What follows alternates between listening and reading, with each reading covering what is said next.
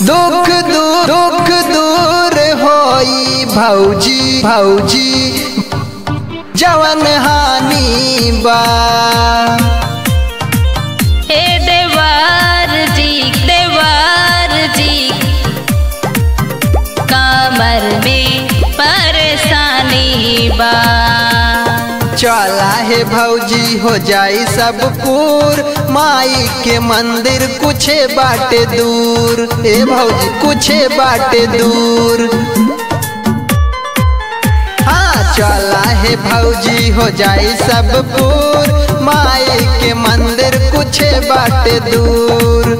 दूर करे माई तोहर सब है रानी बा। दूर करे माई तोहर सब है रानी बा। जय हो। हे देवार जी कमर में परेशानी बा। दुख दूर होई भौजी जवन हानि बा। हे देवार जी कमर में परेशानी बा। हे देवार जी कमर में परेशानी बा। जवन हानि बा। एक सीढ़िया चढ़ाई भाई भोर, पहुआ में उठता दर्द बड़ी जो।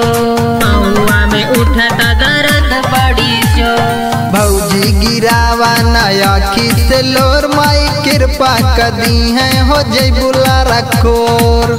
दी है आशीर्वाद उता माई महारानी। हाँ दी है आशीर्वाद उता माई महारानी। हाँ जय हो। हे देवार जी कमर में परेशानी बा। दुख दूर होई भौजी जवन हानि बा। हे देवार जी कमर में परेशानी बा। जवन हानि बा।